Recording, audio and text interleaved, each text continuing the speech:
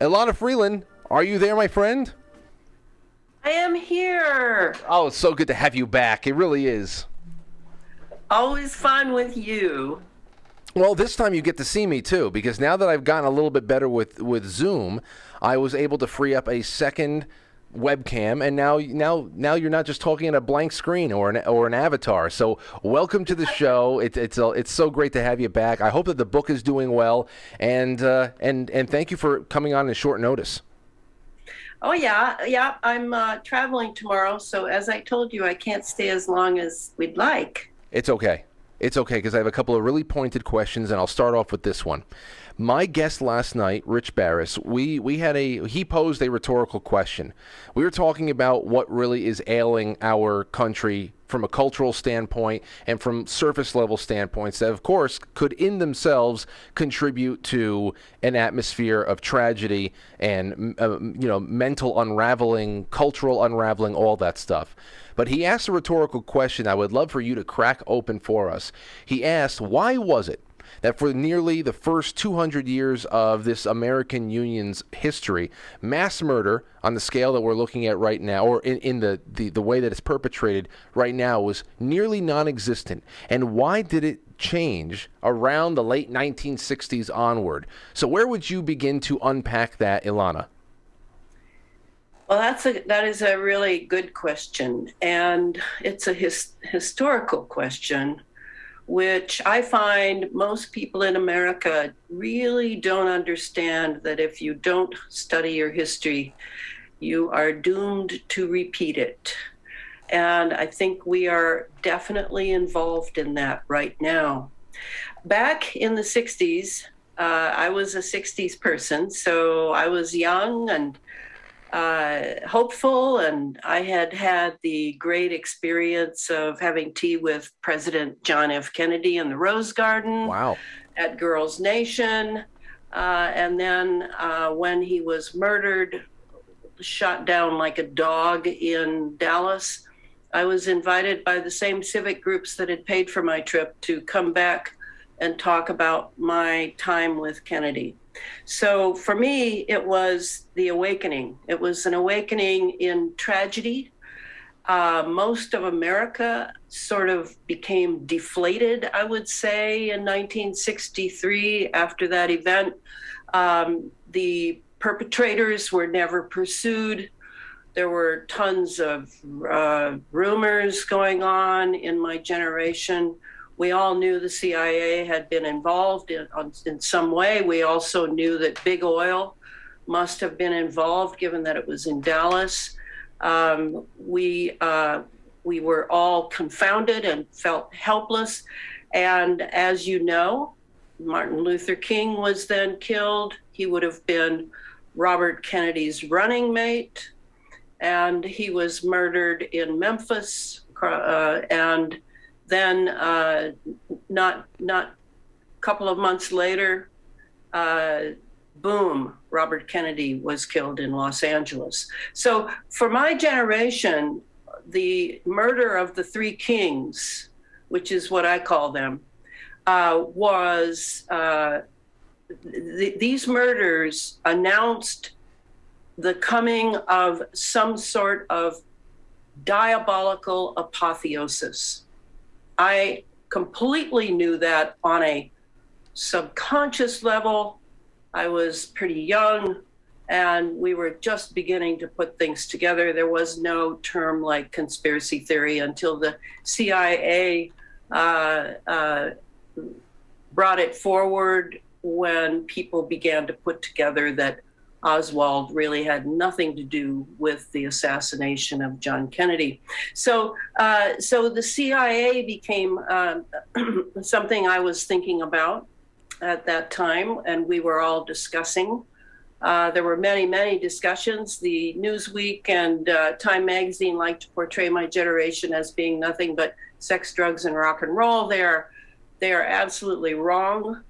Yes, that's what it became once the CIA took control through COINTELPRO of the 60s generation. But before that, we were, I would say the three terms that described us were political, social, community social, and spiritual. We were all looking for America. We were all looking for something deeper than a 50s lifestyle in the suburbs with green lawns. So that was the beginning. So you wonder why this all started in the 60s. Yes, that is exactly when it started. In fact, I almost pinpointed that the year 1973 was one of the most horrific years that this country has been through, in that there were so many Manchurian candidates out. Now that MK Ultra was supposedly over, that was what the Church Committee came up with in 75, that the CIA, they slapped the CIA's hand, and the CIA said, oh yeah, well, we were bad. We ended that in 73. Not true. Right. Not true at all. Yeah. And so it was a whitewash. And that's when I learned that once something goes into committee, as it did in 1995 under Clinton, we had the human radiation Senate meeting, and Clinton gave some facile apology to the people who had been tortured under MK Ultra and radiation experiments, and it was a whitewash as well. So I haven't trusted government since I was came of age. None of us did. We knew that it would come down. You can't maintain a lying, deceptive, murderous culture for forever. It has to fall, because truth does reign. But unlike many of my generation, I knew that it would be decades before it came down. And so I set myself the task at that time, young as I was, to really start studying the demise and the downfall of a culture built on lies, deception, Hollywood, CIA running rampant that John Kennedy tried to stop, and look what happened to him. And so, everything was already culminating then, but it wasn't obvious to the masses, because the lies worked for many years after. We've had a Mockingbird mainstream media ever since. Operation Mockingbird happened in 1973, and we have had a lying, deceptive media filled with CIA agents, I might add, ever since. And so, the American people now are going through the trauma and the shock of things coming out under whatever the term is, that it's a new world order, or it's, we have Klaus Schwab giving us new terms, and we have new organizations and new this and new that, but it's all the same stuff. It's the same stuff, only now there's no apologies for it. And they being the global elite, who have always been in charge through their corporations, through their dynastic families, they are absolutely unapologetic. Why? What makes the difference? Well, technology makes the difference. Technology, because we didn't have the sophisticated technology we have now. It's. I was on a transatlantic call a while ago, talking about the fact that every day there's new technology out that is destructive, is completely warlike, and it's obvious that it used to be that we thought of things as America versus dark forces trying to take it over. Now I think of it as life itself is under peril by those who hate life and who hate humanity. They don't want real human beings anymore. They want machine human beings. They want brain-computer interfaces. Manchurian candidates are not enough anymore to take out some poor souls who have been damaged in their childhood and program them into killers. No, now it's a matter of destroying the human spirit itself. And the technology is there. And that's what this third book is all about, is is putting together these technologies that I first started looking at it through the lens of the chemtrails that were up in the high stratosphere, and have slowly over the years, the 13 years I've been involved in this and 3 books, of really looking at how the environment was carefully prepared by these masters of the universe who sought to make it inimical, unfriendly, and destructive to the natural human being so that they could fit in their transhuman model of a human being. And that's what we're undergoing now. And we had it first in the chemical trails. We had it in the biologicals that were coming down that we were all breathing in because it was on such a tiny scale. We couldn't see it. We were just breathing it in, and it went in our lungs, and it went in our blood, and it went into beyond the blood-brain barrier. And Alzheimer's began to just burgeon. And at the other end of life, children were getting autism. And now I think it's an unbelievable 1 out of 6 boys in America is on the autistic spectrum. So, this was all due to the aluminum oxide. This was due to the electromagnetism that was zapping our skies. They were controlling the ionosphere. They were bringing ions down from the ionosphere for their wireless operations. I mean, the technology has come in a huge wave to not give us any time to understand the technology. This is what makes this time so crucial to the human spirit, to the human biological form, to the future of children, of everyone, is that, before it was sort of political, and we hadn't really gotten this kind of technology that could kill over time in a wireless way. We weren't aware of electromagnetism being inimical to the human body, to the life forces that drive our bodies, and now we are aware, and now we're absolutely overwhelmed by everything revealing itself so rapidly. That's what people are going through. That's what I wanted to ask you a little bit more about here, especially right now, because we're in the middle of another cycle of more specifically these mass shootings. Obviously, it's more so where are they going to point the television cameras? There's a lot of different types of reverse psychology. There's a lot of things at play. And I'm so happy that you brought up Mockingbird. I'm glad you brought up MK Ultra, and especially even those 60s assassinations. We know to this day, Sirhan says he doesn't remember anything about the time there. I think a couple of people said he had blanks, and it was just all a big deal. Another patsy flushed. Hinckley's about to get out. I just heard that he's going to have unconditional parole, going to be let out now after 41 years trying to kill a president who, of course, if he did die, the main beneficiary of that would have been an ex-CIA director. But I got to ask you this: there's a problem with the problem with diagnosing so many of the most urgent problems we have is that they're multifaceted. You have come on this show many times to talk about the state of food, water, the air we breathe, domestic military operation, that is our media, education, pharmaceuticals. But last night, I was watching, after I got off the air, a video of my of Amazing Polly, our friend Polly. She did a history, a little video about the history that focused on radio frequencies being used to instigate violence, mass murder, even war. I think she focused in on Crimson Mist. I know that you have done something on that in the past. I'd love for you to talk about that, because then I want to bring up another question about Bill Cooper before we run out of time. So can you talk a little bit about Crimson Mist and how it may be relevant to what we're living through right now?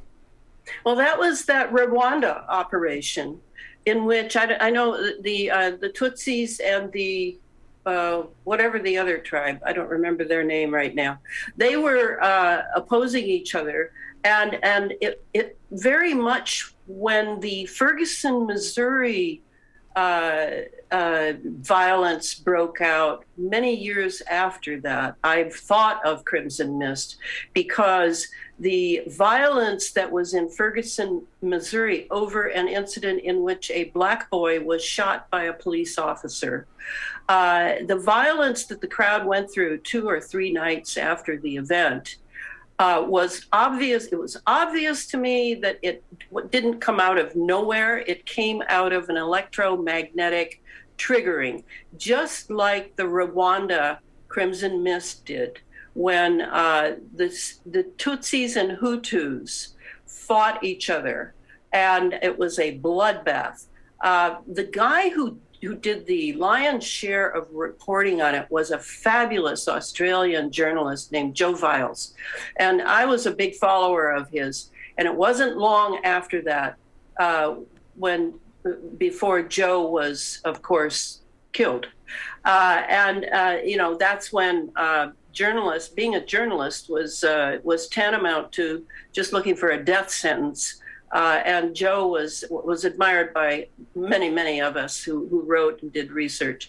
So what's going on now, you're absolutely right. This is a frequency war is going on now because they have the technology, particularly with 5G, the millimeter waves. And 5G, in my opinion, is always in tandem with 6G, because 5G does what I call leapfrogging from one small antenna and that would be a phased array antenna, to another for any number of miles. That doesn't really matter. To the site, perhaps there's a targeting going on, and it's the 6G that actually does the penetration for what eventually ends up in the body and brain. This is how individuals are going to be targeted. This is how regions are going to be targeted, and ethnic groups, genders, whatever. To know the frequency, and this is what I'm really talking about everywhere I can. I just got back from a book tour. I did 16 talks in 5 states. Gee whiz, why did I do that? I wish I knew. Did you come by New York?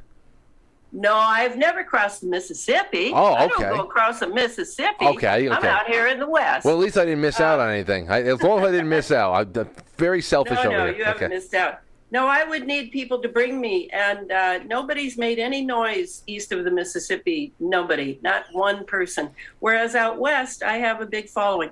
Anyway, the idea that they can use frequency to transmit disease. Let's wrap our heads around this for a moment, because they are changing, and I've read it in many sources.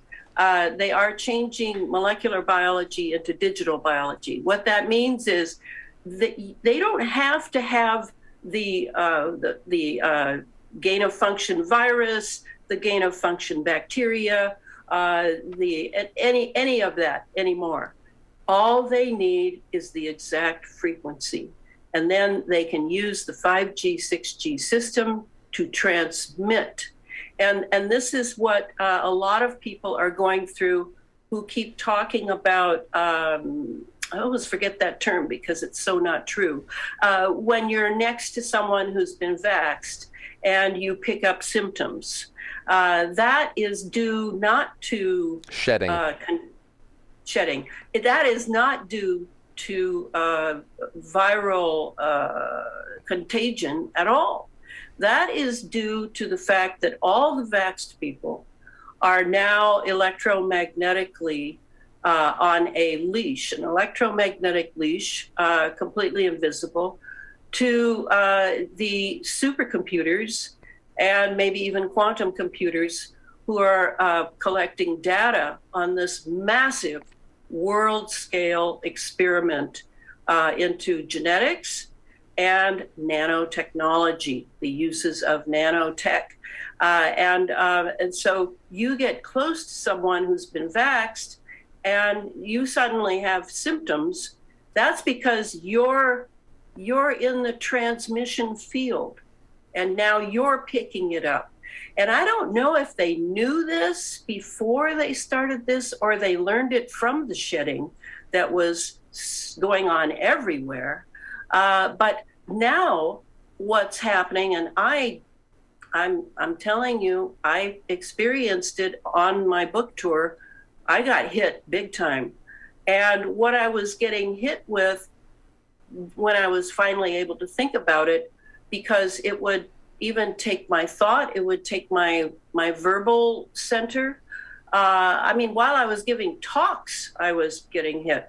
And I guess the guys who control my file had decided that I should experience what I was trying to tell the public about as far as this new Rwanda type frequency that can be broadcast.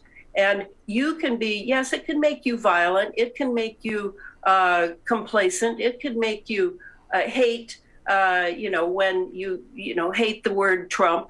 It can do all of that. But what I'm saying is it can be used to transmit disease. And then when I say disease, I'm going to put little quotation marks around it because it is not a viral disease. It is the frequency of symptoms that have been sort of set in place in these so-called diseases that have been really created in labs. I mean, come on, they're created in labs. Do we know that yet? I mean, let's just cut to the chase here. And that entails frequencies. So they don't even need to send any organic material. They don't even need to, put LSD in your drink anymore. They can just send you the frequency of LSD and you're going to trip. This sounds like reversed homeopathy. Because what you're describing sounds like reverse homeopathy. Because when it was first described to me, how, for example, you were going to make a homeopathic tincture for, I don't know, let's say poison ivy, you would actually take maybe some essence of that poison ivy plant, put it into a 5-gallon jug, turn it over a little bit, then take 1 drop of the 5-gallon jug, put it into another 5-gallon, and dilute it to points where there's absolutely nothing left of that initial sample of the poison ivy. But what there is a energetic resonance that can then go and counter that presence on the skin and actually neutralize it. And what you're saying right now actually sounds like a homeopathic method to deliver harm instead of take it away. Yes, I'd call it diabolical. Yeah. Oh yes, yes, it is. Well, look, go ahead. Because I know that we only have about 12 minutes left, so I wanted to get one more maybe complimentary question in there on all this stuff because we're talking about radio frequency. But I wanted to bring up Bill Cooper real quick because when he published his very famous Pale Horse, he talked about in one segment about Project Orion. And he said that it was an initiative to start saucing up children with Prozac and other mind-altering drugs in order to precipitate eventual mass murders that would be used to come for people's right to self-defense and whatnot. So what I want to ask you is, I guess, how do you tie the radio frequencies and the drugs? How do they work together? And a little bit more specifically, where I try to figure out what came first, the chicken or the egg, can a Manchurian candidate, I'll just call them that for sake of brevity here, can they be targeted by this technology, or must they be entrapped and groomed first? Or can you target one person out of a crowd of 50 with this technology alone? Because it just seems like there are so many factors at play that when you're chipping away at a person's resolve or their discernment, their autonomy, it's just hard to gauge what comes first. You have to soften them up, or can you actually go and target you see one person in a crowd of 50, you can get that person. You can get that person. Okay. No question. Because you're looking at how it used to be, where there's a variety of factors that you had to take into account when you were the CIA and you were working on MK Ultra for a Manchurian candidate or a sex slave or a drug mule, or the people out in the field. You had to have an agent watching agents. Now, what do we have? We have Arthur Furstenberg says, the author of The Invisible Rainbow, says that there may be as many as 475,000 satellites up now. So they can see, forget postage stamp, they've got our evoked potential, our frequency, our extremely unique frequency, if they want it. And they can immediately go straight down using your evoked potential, get inside your brain, and now you are theirs. And am I being bombastic by saying that? No, not at all. The guy who's told us about it is Robert Duncan, and he was a PhD working for the bad guys. And he was used and exploited and programmed. I think it's called RNM, remote neural monitoring, is now the way that most killers who are doing children and things are affected. Now, something I wanted to bring up that you haven't brought up, but I want to look at my notes here for a moment. This was, let's go here. Yeah. Okay. At that Astro World Festival with Travis Scott on November 5, 2021 in Houston, Texas, from which came 10 deaths, 2,400 injured, and 2,500 more cases being reviewed, according to NBC. What was going on there was this whole crowd of kids who were listening to the rap music of Travis Scott, and it looked to be that Travis Scott, during the entire catastrophe that happened there of people being, as I describe it here, damaging frequencies like 5G, 6G, and injections. There were people walking around randomly, it seemed, injecting young people there with nanobots and who knows what, data mining them, wireless brain cloud signaling, all during the music, and who knows what the music frequencies were doing.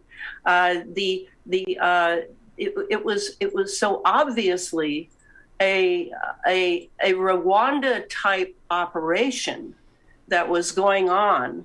And of course, everyone is confused because when you have electromagnetics and you have obviously some sort of inoculations, you've got the drug thing going on, the chemicals, and then you have the music frequency coming, and Travis standing up there sort of like a robot, an automaton, just singing while people are dropping like flies and people are running in to carry them out. I mean, and then what does that do to Americans who see that? Maybe you see just a clip. Well, it throws you into trauma. The witnessing of trauma, even though we need to learn from these things, I totally am for that. But the visual trauma, such as the Kennedy assassination, 9/11, these things that you film and then show again and again and again, now you're in the realm of mind control. And what we have is a complete nation of mind-controlled people who are now primed for 5G, 6G control.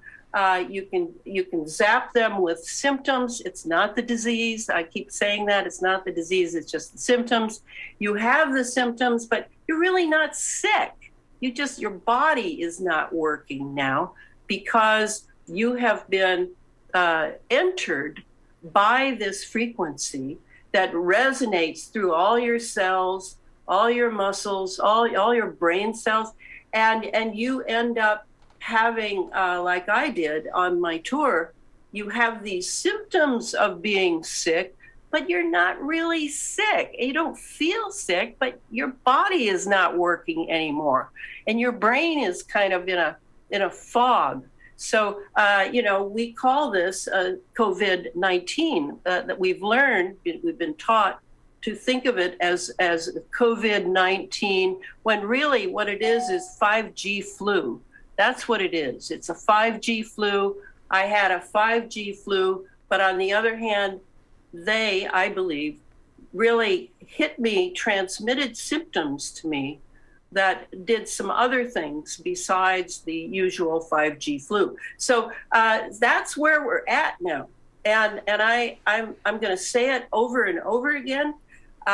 This is so serious. I mean, can you see what they can do with this if they can control the public mind with mind control, and then use the 5G, 6G system to do transmissions, digital transmissions of disease states that give symptoms, but it's not viral, it's not contagious. It's being done by a 5G, 6G system. And that's why, I don't know if you remember this, but right after the Wuhan thing, remember how, what was their name? Allison, I can't remember her last name, came out with a video saying, hey guys, what about the 5G? Wuhan had just been armed with the state-of-the-art 5G 3 weeks before this thing happened in Wuhan. Yeah, that got buried really fast. Wasn't it the first smart city on the planet?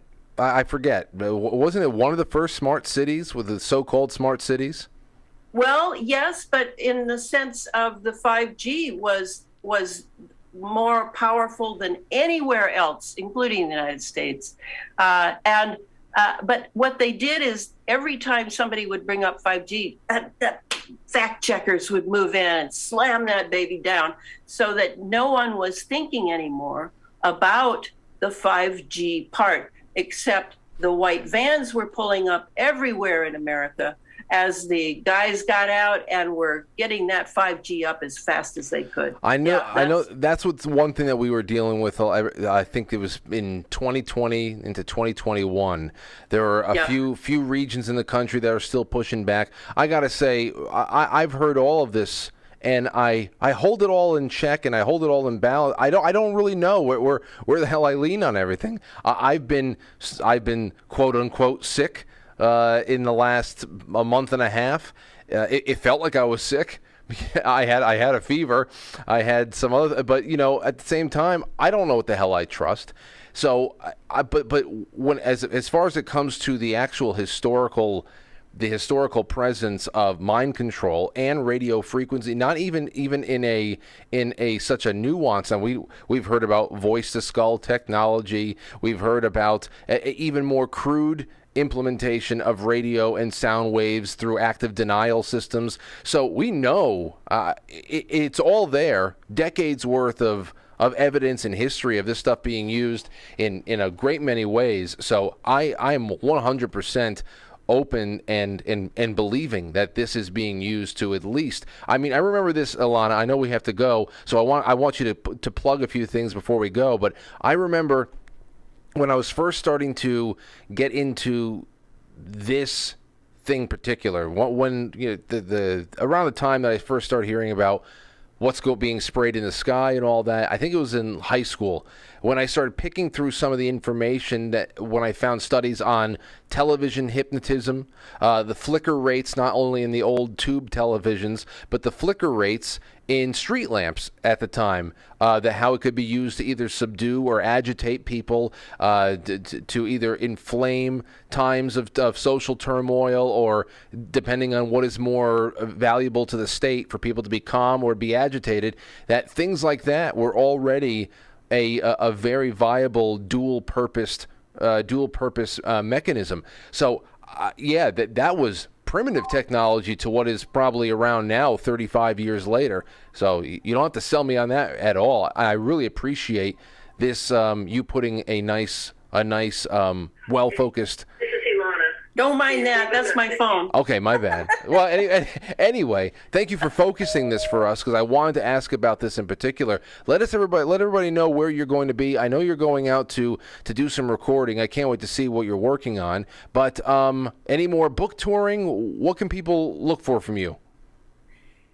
Well, uh, yeah, I'm involved in serving the book. You know, you write a book, you think it's out. Okay, it's out. That's over. No, no, no. This is just the beginning, and the book has been selling like hotcakes, especially in Europe, where people still read. So, I mean, it's been great. It's been great. It's been a great ride. It is a super, super important book, primarily because it's the only book that is trying to tie all of this together. Now, let me give you the title. I don't even think we did that. Geoengineered transhumanism, how the environment has been weaponized by chemicals, electromagnetism, and nanotechnology for synthetic biology. And the synthetic biology is the important one that now we are all experiencing through loved ones, through people we know, people at work, people getting vaxxed. And we know something is going on there. We know it's gene drive stuff, it's gene manipulation, but we don't know enough about the nanotechnology, and we don't know enough about the electromagnetic leash that all the vaxxed people are on. We need to study this technology because humanity, the existence of the human species, is under assault. And I am deadly serious. This is not science fiction. And I am devoting everything in my life to this because I love humanity. Yeah, we've got some bad apples, and we got some way worse than bad apples that we've let run rampant, who now have tremendous power, tremendous technological and financial power. So, this is the time to come to the fore and live a life of extraordinary importance that history will remember for the ages. That's how I feel. That's the way I live. I'm not just talking it. I walk the talk, and now and then there's some danger. But on the whole, oh yeah, this is service to the best of humanity. Well, Elana, we always appreciate not only your work, but your time when you come spend it with us. And I hope that we can link up again when you're back from Texas, and we can do something again soon. There's always going to be something to talk about that we're going to need some clarity on, and I always appreciate your perspective on things. ElanaFreeland.com. I just put your book cover up on the screen so people know. Oh yeah, and let me say something there, Frank. Yes. That if people want the book, the color edition is only available through the Rudolf Steiner bookstore in Seattle, Washington. This guy's doing me a favor by sending these books out. The color edition is well worth having. It's just $15 more than the black and white edition on Amazon. So I just wanted to clarify that. And that link is on the website as well? Yeah, well, yeah, it is. Great. It is. Okay. And then just remember the name Rudolf Steiner Bookstore in Seattle. Yeah. Wonderful. Elana, safe travels, and we will talk soon. Thank you for everything. Thanks, Frank. All Bye. right. Be well. There you go.